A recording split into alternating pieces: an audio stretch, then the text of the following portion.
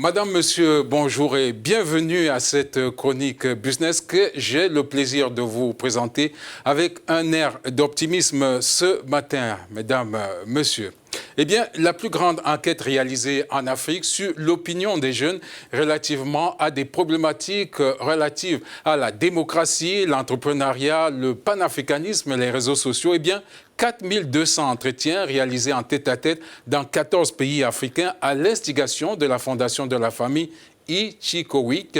Elle bat en brèche les stéréotypes d'afro-pessimisme véhiculés notamment par les médias. Les jeunes africains post-colonisation sont optimistes quant à l'avenir du continent. Ils se voient davantage entrepreneurs que fonctionnaires, revendiquent la stabilité à la démocratie, l'accès aux ressources financières pour lancer leurs affaires, l'accès au numérique. Ils ne sont nullement obnubilés par les barrières coloniales. Eh bien, 48% préfèrent des gouvernements stables à la démocratie, 75% pensent qu'ils changeront de position, ils changeront les positions relativement à leur communauté de travail. 79% pensent que l'accès au Wi-Fi devrait être un droit humain fondamental. 67% disent que les fausses nouvelles, les fake news, ont un impact sur leur capacité à rester informés. Eh bien, ces jeunes pensent que Donald Trump, Bill Gates et Mark Zuckerberg sont les dirigeants qui auront le plus d'impact au cours des 5 prochaines années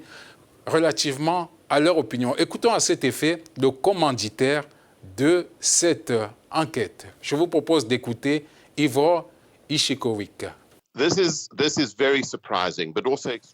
C'est surprenant, mais aussi extrêmement positif. On sait qu'historiquement, depuis toujours, c'est de la responsabilité des gouvernements africains de créer des emplois. C'est de la responsabilité des gouvernements de créer un environnement pour vivre. Mais cette génération voit les choses autrement. Cette génération croit en ses capacités à créer des emplois.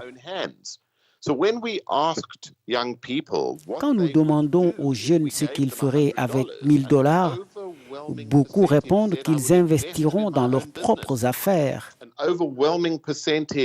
D'autres répondent qu'ils vont s'auto-employer en devenant des entrepreneurs. Et ils ont la possibilité de créer des emplois pour d'autres en le devenant.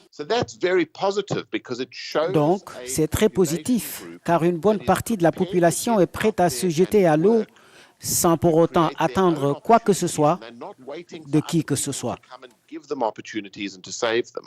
Principale leçon de cette enquête, les jeunes Africains aujourd'hui ont confiance en eux. Ils tournent le dos à l'État-providence et préfèrent l'État facilitateur, l'État stratège, l'État régulateur. Cela devrait interpeller les hommes politiques africains, les leaders, les hommes d'affaires. C'est du moins l'avis d'Ivor Ichikowik, dont la Fondation, comme on l'a dit, a commandité cette enquête.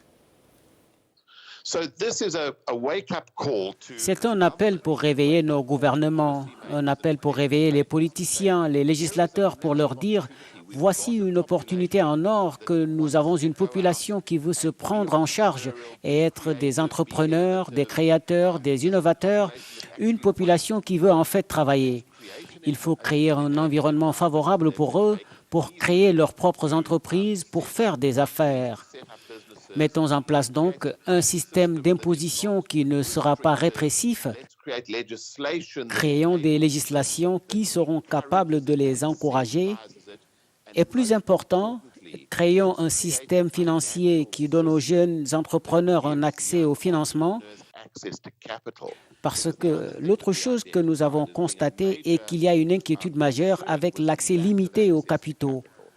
Un manque de système bancaire et d'institutions financières où les gens peuvent se rendre pour lever de petits capitaux, pour porter leurs propres affaires et actualiser leur instinct entrepreneurial. Donc, il y a un message important pour les gouvernants et les décideurs politiques pour dire qu'il y a une façon de faire réellement la différence dans le continent en soutenant l'entrepreneuriat.